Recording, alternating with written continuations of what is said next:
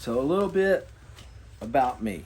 I told you on a video previously that I was going to tell you about me as we go. I want to start with opening this cigar. Of course I would. This is it's one of my favorites, the Don Pepin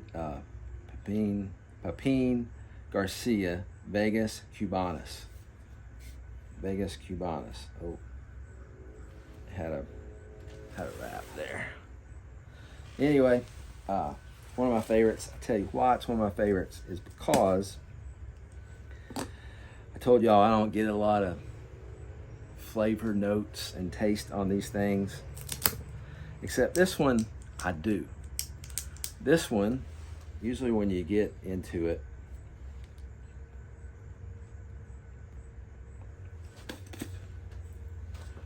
it has this leathery taste. And it reminds me of when I was in Little League playing baseball, and in between the pitches or the innings, there's what am I trying to say? Strings. There's pieces of leather that hang off of the glove, and I would chew on it. I know that may be nasty to you, but I would chew on it, and for some reason, when I get into this, it has that taste to it.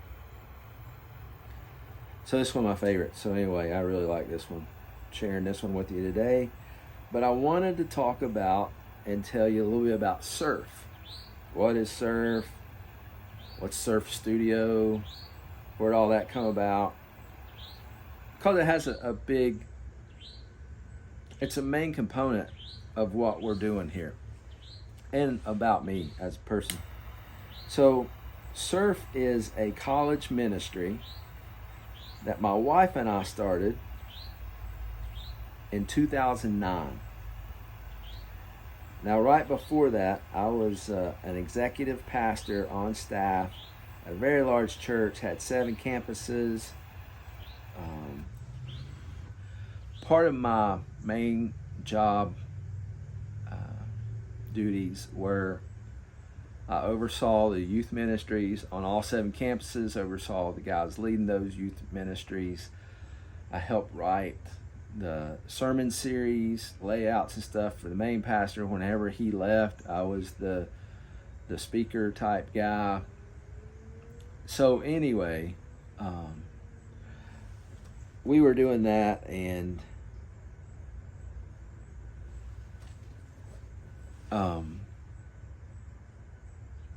there was just some things that had happened. About lost my family out of my own arrogance. I'll talk about that in another episode. Just horrible time management and ego. Was neglecting them for the church. But through that, there was some healing that Sherry and I just said, you know what are we doing? And I didn't want, after that, like that's my main ministry, is my family. As it should be, but it wasn't. I blew it. So after that happened, I had went in and told, there was 11 pastors on staff, had this big, and I told them, I'm not doing this anymore. I'm stepping down from responsibilities and starting to pray, like, where is it God really wants me to be spending my time in ministry?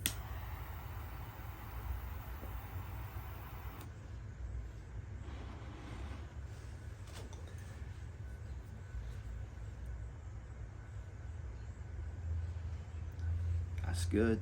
It's good. Vegas Cubanas. If you like cigars, try Vegas Cubanas. So, just really, we live in a very small town, and within 50 miles, I had this desire to help share to young adults and college students. We had like 8 to 11 colleges within a 50-mile radius, and we were in the middle of all that, in the hub. Different from community college to large state college. And Sherry and I started praying about it. So that's just where we're being directed. That's our heart, to do it together for that generation. I went and proposed it to the main pastors that I worked with and said, this is what we're really feeling led to do, guided to do, equipped to do.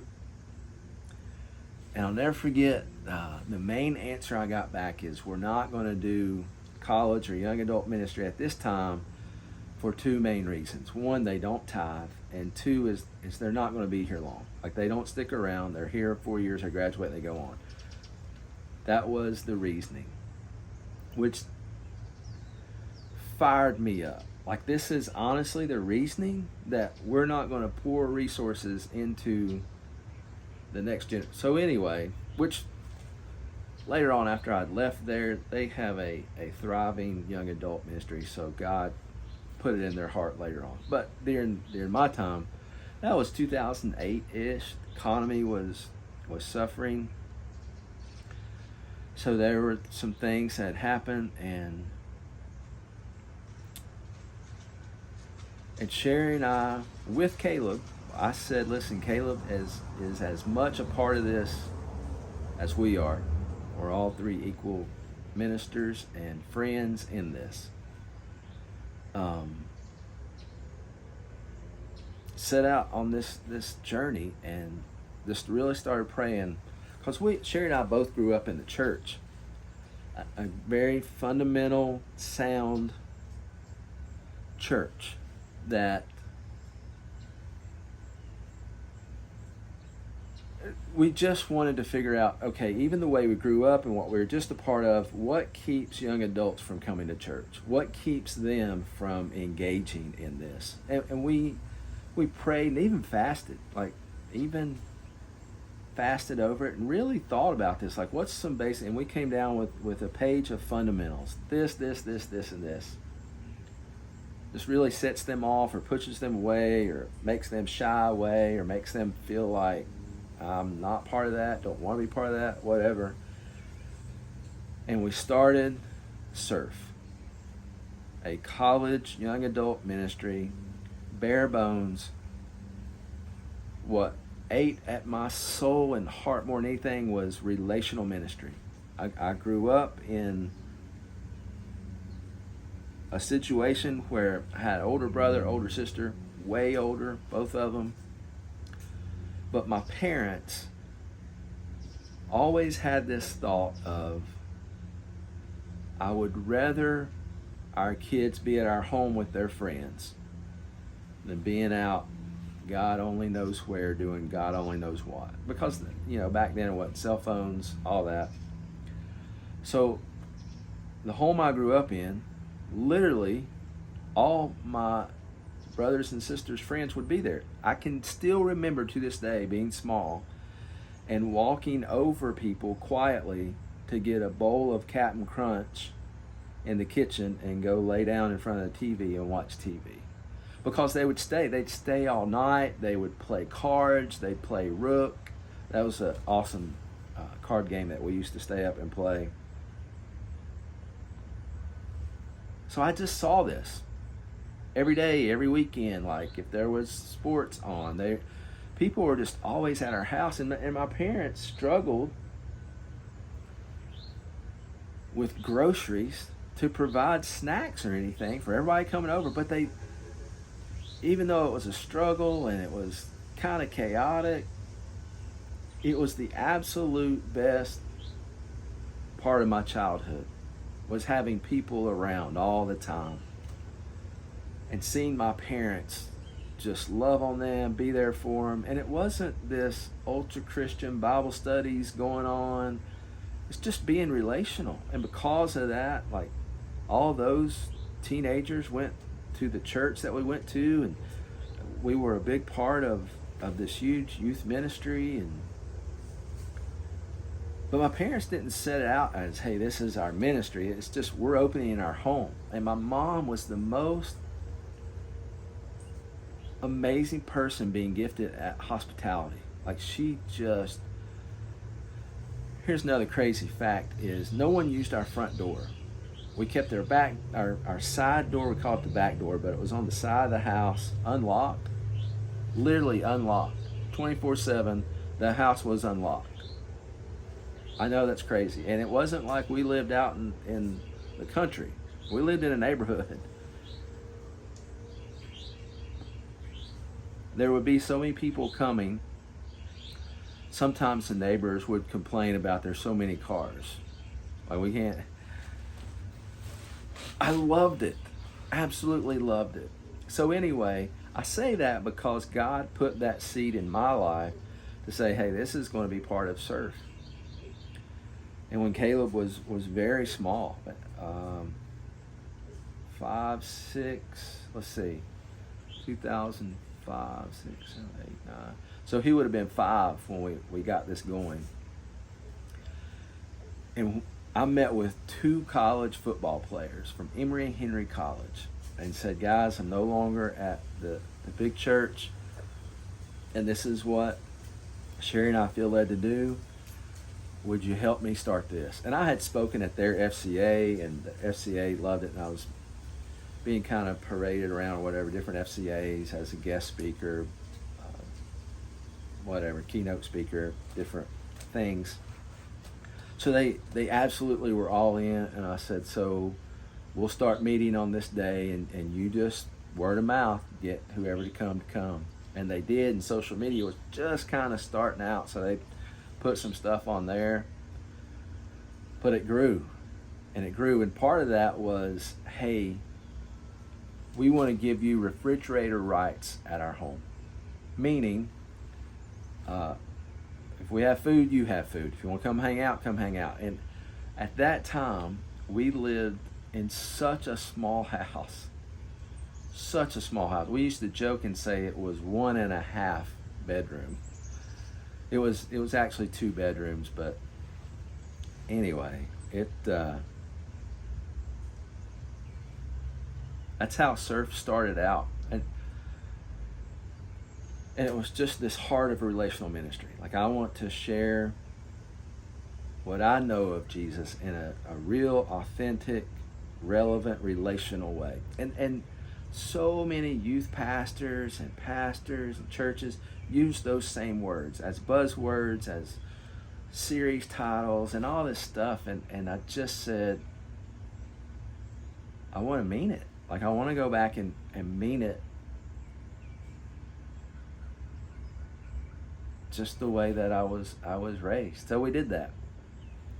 We'd have college students, sometimes 40 college students in our little bitty home, and they couldn't all fit in the den, so they'd be in the den and the kitchen and the next room, just hanging out, playing card games, playing Wii with Caleb and Xbox, and they all became a family.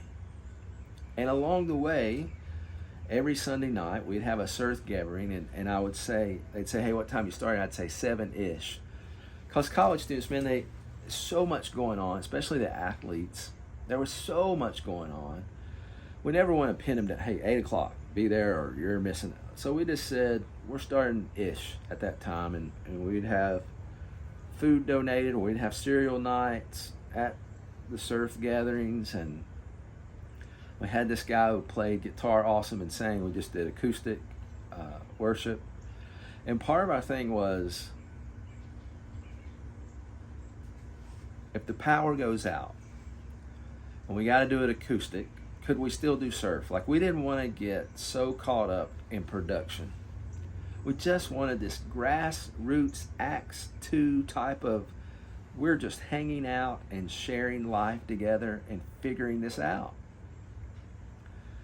So, surf. Why surf? Because I'm from Tennessee. A couple of things on that is because when I was really little, my brother had taken me with him and his friends. They rented a surfboard. It was on a youth trip to Myrtle Beach, South Carolina. They rented a surfboard. Luckily, he took me with him. Why, I have no idea. But they let me have a couple of turns on the surfboard. First time I got on it, I paddle, and I stood up and I rode it all the way in. To the point of, you know how the tide comes in? Well, I was going, still standing on it, kind of floating. The tide came in and the little fins hit the sand that threw me, scratched up my shoulder, but I was if you'd had a video of it, you'd be like, is that really surfing or floating? But to me, I just surfed my first wave, and I couldn't get it out of my system. Like, I went to the local surf shops there, and they had a stack of surf magazines, but they were past months, previous, even years, surf magazines, and you could buy them cheaper. So I would buy them and read these articles. And here in Tennessee, every so often, Mountain Dew, because it was an adventurous label brand, you could watch maybe one surfing competition a year. Well, I was all in because I'd know who the surfers were, and I'd be into it.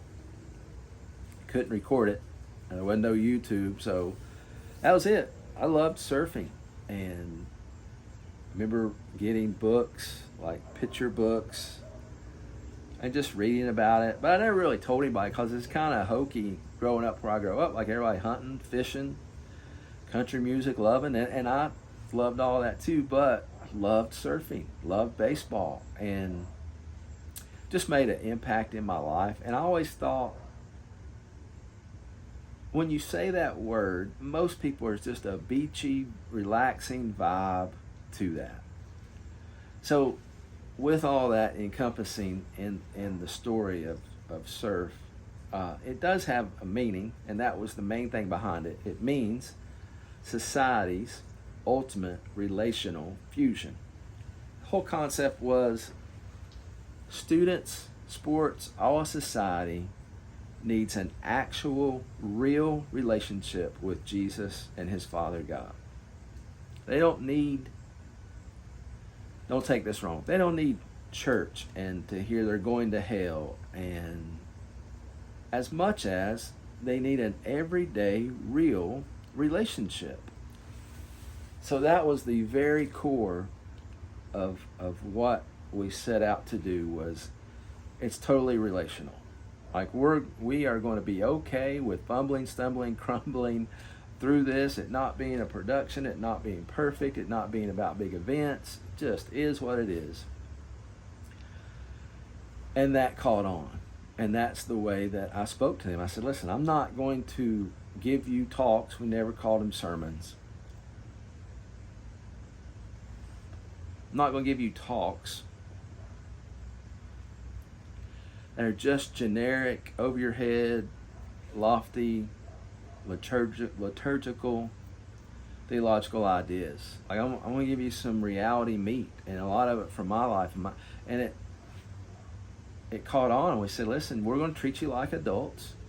This isn't advanced youth group. We're not doing a bunch of cheesy games and all this stuff. Like, I'm going to treat you like an adult, and we're going to talk about life. And I would, what we'd say back in there, I'd bring it, man. Like, not just preach hellfire, brimstone, but I brought truth into their life, and out of, I love you. Like, I felt like we earned the right to be heard on a lot of stuff because of all the relational stuff we did. Like, we showed up at so many college athletic events and other events too, plays, different stuff. And that was part of our core too, was go to as much of their stuff as we possibly can. And we did. Like, it wasn't all of them, but we tried to go as much as we could, because I knew one of the things I taught youth pastors was, if you can't back it up with your actions, they're not going to believe your words. And I wanted to be able to say we were doing that, because when we would go to these volleyball games, softball games, baseball games, football games, plays, soccer games, I knew a bunch of pastors local. I knew a bunch of youth pastors. I knew a bunch of religious leaders. And I never saw them there.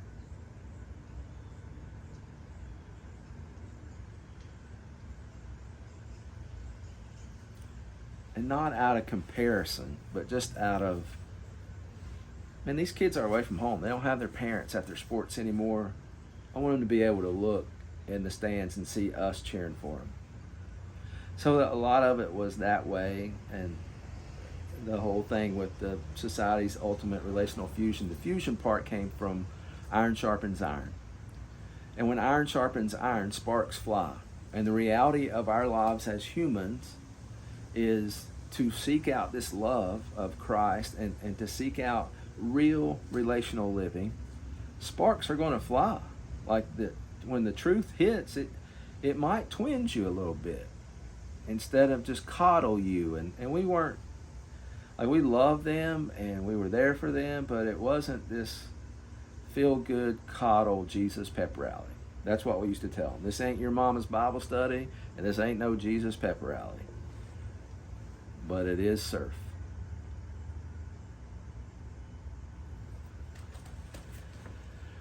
So that's how it started.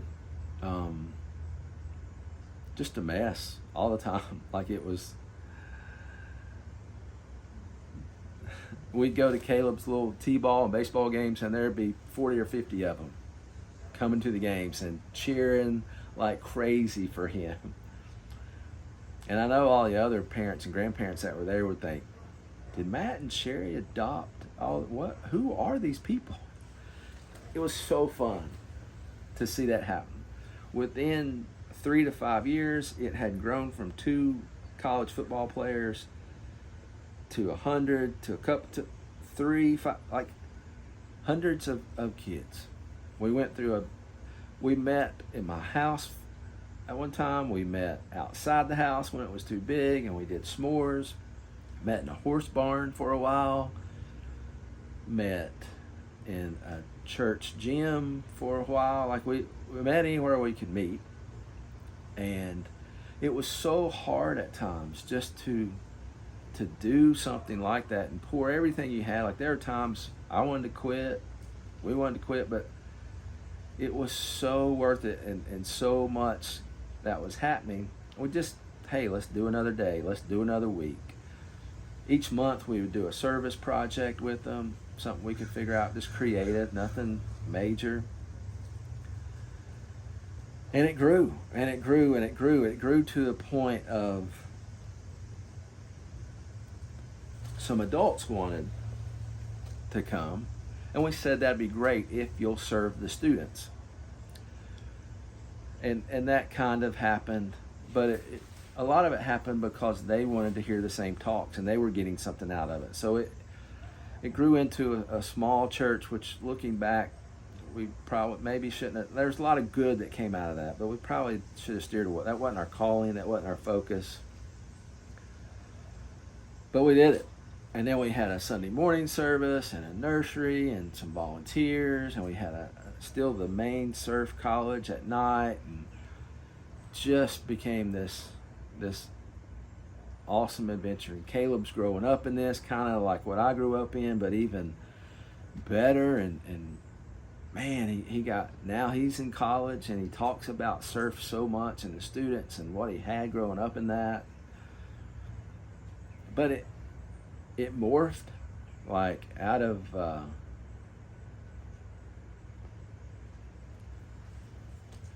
COVID hit hard. We had to start doing some stuff online. Both my parents got sick, had to take care of them. Focus was on them.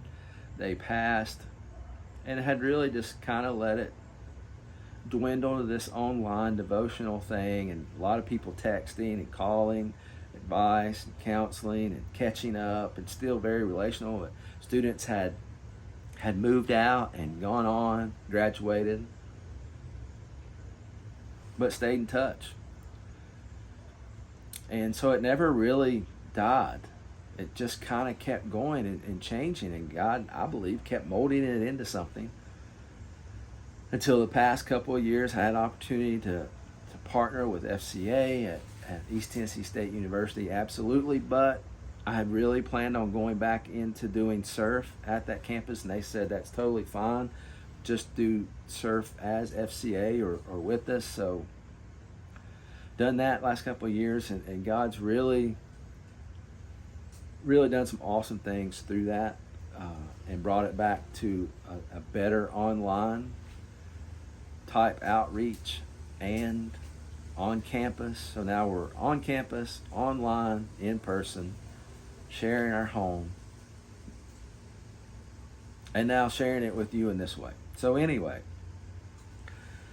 that's part of a big part of the journey of doing this is surf. Probably left. I mean, we started surf in 2009. It became an official 501c3 nonprofit in 2010. This is 2024, almost 2025. So we've been at it a while. It's been a journey, and just feel like God's stirring it up and doing new things with it again. And we're here for it. We're along for the ride. And a lot of the talks through those years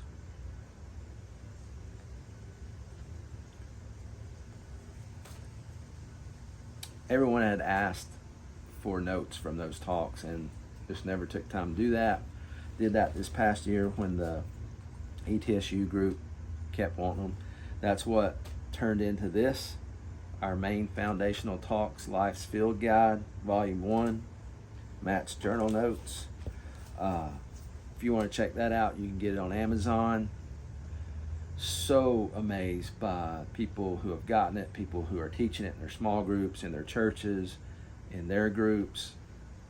To God be the glory. May He use that in those lives, in your life, and whoever gets a hold of that.